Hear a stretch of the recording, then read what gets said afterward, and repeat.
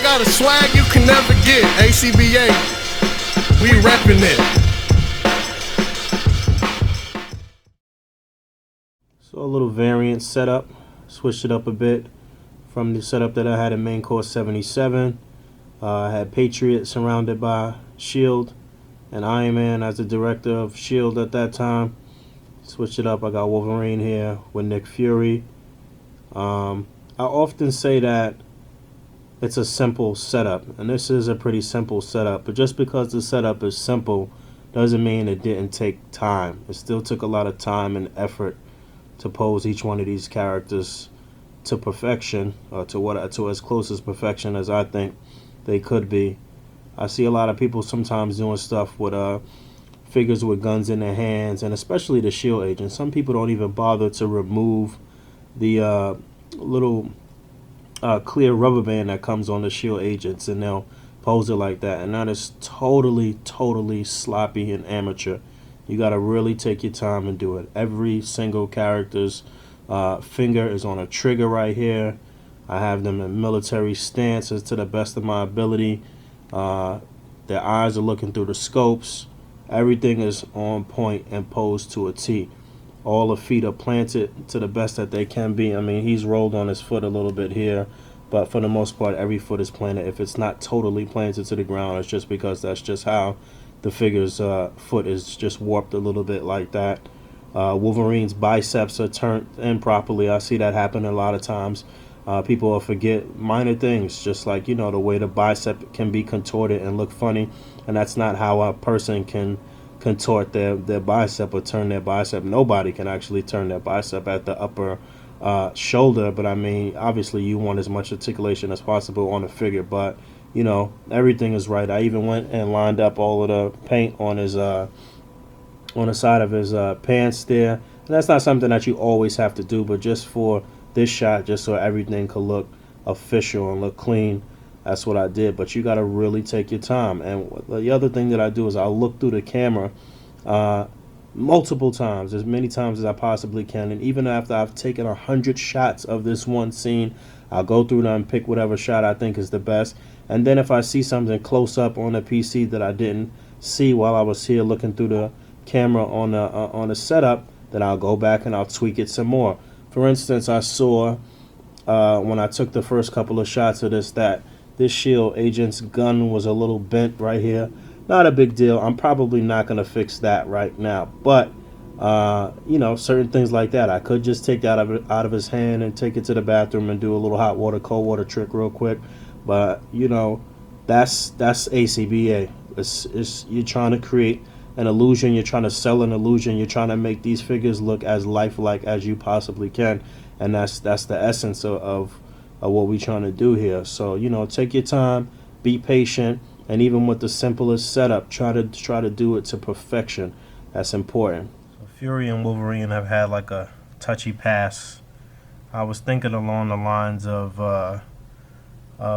Enemy of the State, but they also had a little dust up during the Secret War, not the Secret Wars, but Secret War, when Nick Fury enlisted Wolverine, Spider-Man, Luke Cage, Daredevil, I forget who else it was, but at the end of that, Wolverine tried to kill Fury, and he ended up destroying a LMD, a life model decoy.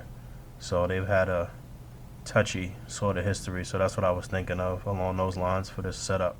I had posted a picture of this setup before I posted this video, and somebody had asked me about the coat on Nick Fury. Somebody had also asked me if the S.H.I.E.L.D. agents were customs, and no, these are the regular release from Hasbro. I guess now that I look at it, not too many people got a chance to really army build S.H.I.E.L.D. agents, or to really get any S.H.I.E.L.D. agents, honestly. Like, I guess I was pretty lucky. When they were out, they were out in an abundance in my area, and every time I would go to Toys R Us, I would just buy a 2-pack. You know, the S.H.I.E.L.D. and the Red Hand just came together, and I would just buy a 2-pack every single time I went out and saw them. I would just spend $20. So that's how I got a lot. But they're not customs. They're the regular release. And the jacket that's on Nick Fury is the jacket that comes on the Urban Marvel Legends box set Punisher. I just removed the little chest holster and threw the jacket on him just to give him a different look from the regular soldiers, basically.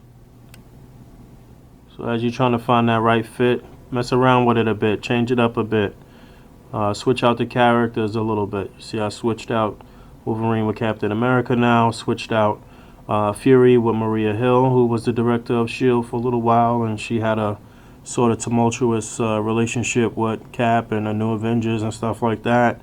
It was actually that first issue of Civil War where Captain America kicked the shit out of all of those Cape Killers. That was like a great opening to the event. And after that, I don't know about the rest of it, but so just messing around a little bit more here.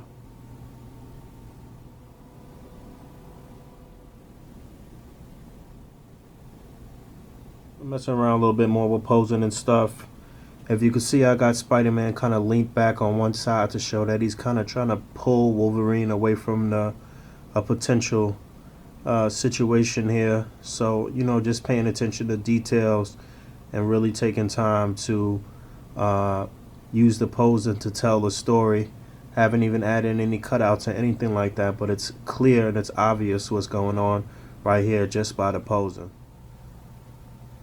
One more switch up. New Avengers here. Thinking about the time where Maria Hill kind of kidnapped Spider-Man and used her psychics to find out about House of M, and the New Avengers came to get him off of the helicarrier, and it was a tense confrontation. It was in the daytime though, but still, just drawing inspiration from the comic books and expanding on the scene. Like, I still started with this first scene and just built and changed and rearranged and what have you, but the core of the scene stayed the same. So if you do that and you take some time and just mess around with different scenarios, then eventually you'll find something that you really like and something that translates well on film or photo or what have you.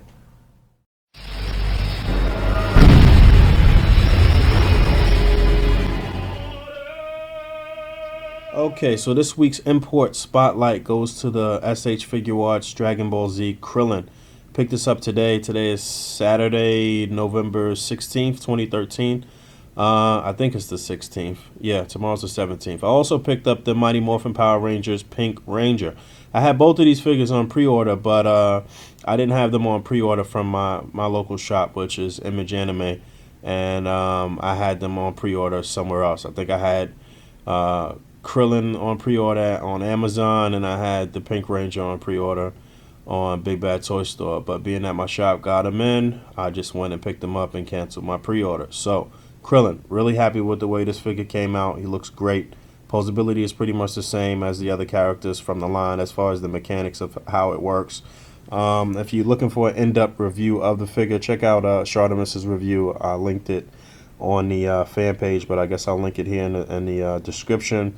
He rivals Trunks as one of the characters with the most accessories. He came with 3 interchangeable heads. He had 6 complete sets of hands plus 1 extra hand that you can connect the Destructo disc effect to, and it's a great purchase for $40. I think that it's a great purchase. One of the cheaper figures out of the line. You know, the last 2 figures that came out in the line were a little more expensive. Well, the last 2 villains were expensive, S.H.I.E.L.D.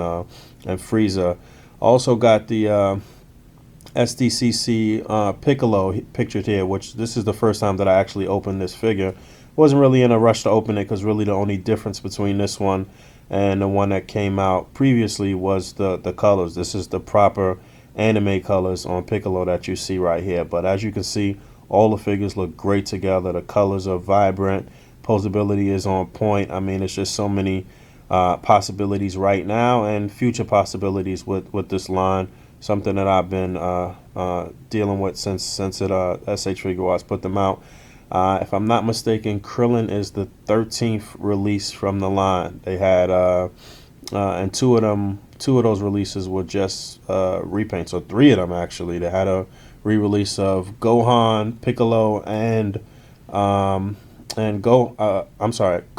Gohan, and Piccolo were all re-released with pretty much the same figure with different colors, and then it was 2 Vegetas too, and they were just a little different. But this Vegeta that you see here is the first one. So I don't think it's too late for you to hop on this line, but it is going to be a little pricey to get some of the first figures.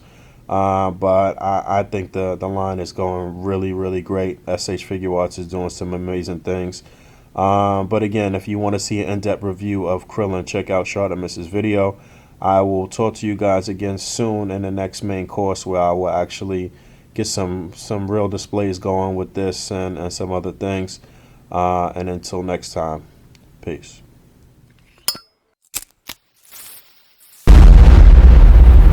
That's crispy.